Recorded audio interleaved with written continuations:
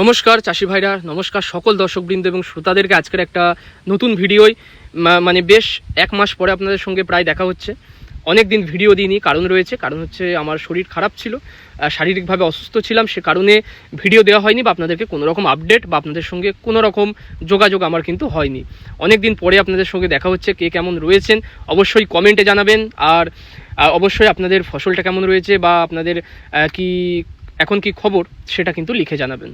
আজকের ভিডিও আপনাদের সঙ্গে আলোচনা করব যে আমরা যারা এই বর্ষার সময় শশার চাষ করি, আমাদের বর্ষার শশার চাষে একটা কিন্তু বিরাট রোগ দেখা যাচ্ছে।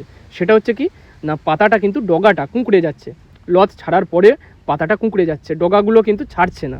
এটা একটা পোকার কারণে হচ্ছে, এবং শুধু একটা বলবো না, বেশ কিছু পোকার কারণে হচ্ছে। আর একটা ওষুধ জাস্ট একবার ব্যবহার করলে কিন্তু আপনার এই রোগটা বা এই যে অবস্থাটা এটা কিন্তু মানে সেরে যাবে।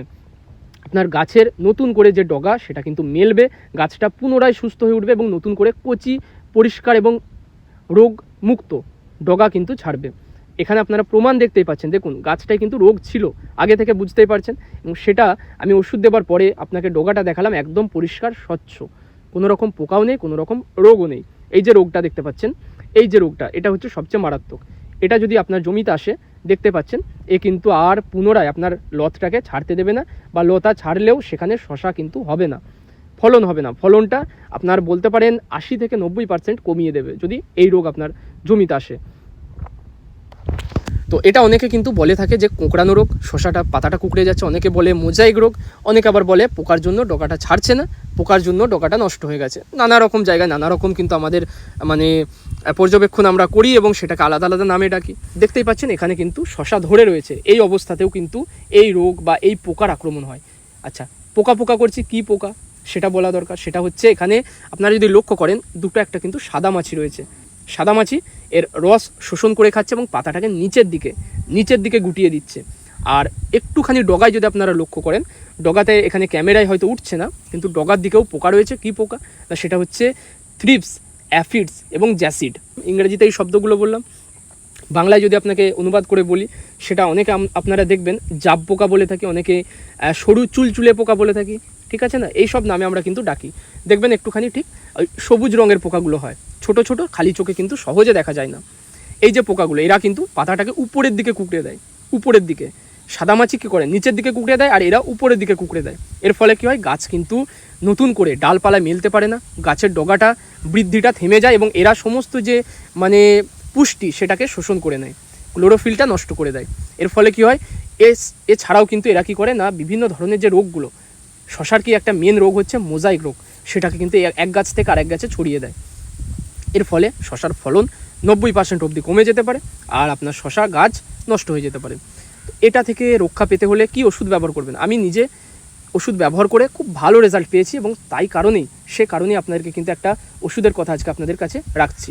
কোন ওষুধ কত ডোজে ব্যবহার করবেন সেটা জানিয়ে দিই।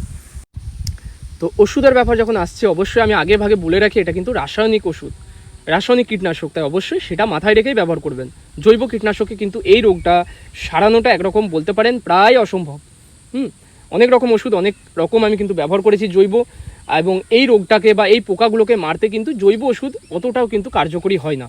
আর যারা জৈব বলে ক্লেম করে নিজেদেরকে, অনেক ওষুধ রয়েছে, অনেক ব্র্যান্ড রয়েছে যারা নিজেদেরকে জৈব বলে ক্লেম করে এবং রাসায়নিক উপাদান মিশিয়ে তারা কিন্তু জৈব ওষুধগুলোকে বিক্রি করছে। তো সেটা তো আর জৈব বলা যায় না।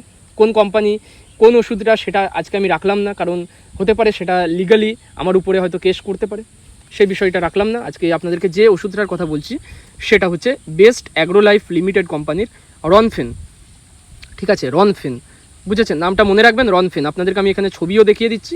আর এই রনফেনের মধ্যে উপাদান বা টেকনিক্যাল কন্টেন্ট যেটা রয়েছে সেটা রয়েছে পাইরিপ্রক্সিফেন 8%, ডাইনেটোফুরান 5%, এবং তার সঙ্গে রয়েছে ডায়াফেনথিউরান 18%। এসসি ফর্মুলেশন, একটা সাসপেনশন কনসেন্ট্রেট বা একটা লিকুইড ওষুধ, গাঢ় সাদা বর্ণের একটা লিকুইড ওষুধটা। মোটামুটি আপনার 50 ml এর দাম নেবে দেখবেন প্রায় 250 টাকার কাছাকাছি। 50 ml 250 টাকা।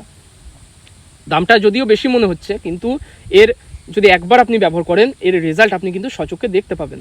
রেজাল্ট আপনি 3 দিন পরে এসে দেখবেন যে গাছটা কুঁকড়ে যাচ্ছিল সেটা নতুন করে পরিষ্কার কচি ডগা কিন্তু ছাড়তে শুরু করবে, এবং পোকাগুলো এরা কিন্তু 2 থেকে 3 ঘন্টার মধ্যে কিন্তু মারা যাবে।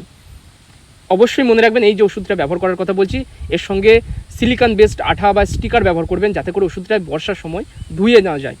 এর অ্যাকশন থাকবে আপনার গাছে মোটামুটি 15 দিন। এটা কোনো রকম প্রচার বা অপপ্রচারমূলক ভিডিও নয়, কোনো রকম কোম্পানির ভিডিও নয়, আমি ব্যবহার করে ভালো রেজাল্ট পেয়েছি আপনাদের কাছে সেটা রাখছি। এই যে রনফেন, এটা মোটামুটি আপনারা ডোজ ব্যবহার করবেন হচ্ছে প্রতি 15 লিটার জলে 25 ml, ঠিক আছে? এর বেশি ব্যবহার করবেন না, তাতে করে গাছের ক্ষতি হবে। কম ব্যবহার করলে আবার পোকার কাজ হবে না। কোম্পানি বলছে 25 ml, 25 ml ব্যবহার করবেন। আমি নিজে 25 ml ব্যবহার করেছি, খুব ভালো রেজাল্ট পেয়েছি। এবং একে কিন্তু আর দুবার ব্যবহার করতে হয় না, একবার ব্যবহার করলে রেজাল্ট পাওয়া যায়। হ্যাঁ, পরবর্তীকালে যদি আবার পোকার উৎপাত দেখতে পান সেক্ষেত্রে আবার ব্যবহার করবেন, সেটা আলাদা কথা। কিন্তু একবার ব্যবহার করলেই পোকাটা নির্মূল হয়, আর ডগাগুলো নতুন করে ছাড়তে শুরু করে এবং আপনার গাছ কিন্তু জমি গাছে ভর্তি হয়ে যাবে, এটুকু বলতে পারি। হ্যাঁ, তবে যে গাছ একদমই হয়তো নষ্ট হয়ে গেছে, পোকার উৎপাতে হয়তো বহুদিন ওষুধ দেননি, একদম গাছকে নষ্ট করে ফেলেছে, সে গাছ কি ফিরবে? মোটেও নয়, সে গাছ ফিরবে না। যে গাছে হয়তো দেখছেন যে গোটা জমিতে হয়তো 15-20টা গাছ হয়তো এভাবে রোগ লেগেছে বা কুকড়ে যেতে শুরু হয়েছে, যখন দেখবেন শুরু হয়েছে সেই সময় ব্যবহার করলে কিন্তু রেজাল্ট পাওয়া যায়। এবং যেগুলো দেখবেন আপনার কোকড়াতে শুরু করেছিল সেগুলোও কিন্তু সেরে যায়, সেগুলো নতুন ডগা ছাড়তে শুরু করবে। এই বিষয়টা মাথায় রাখবেন। আজকে ভিডিওটা এখানে শেষ করছি। অবশ্যই যদি ভালো লাগে একটা লাইক করবেন, ভালো লাগলে অবশ্যই লাইক করবেন, কাজ পেলেও লাইক করবেন। ওষুধটা কাজ পেলে অবশ্যই লাইক করবেন। আর এই ওষুধটা আপনারা অনলাইনেও পেয়ে যাবেন, অফলাইনে যে কোনো দোকানে আশা করছি আপনি পেয়ে যাবেন, ঠিক আছে?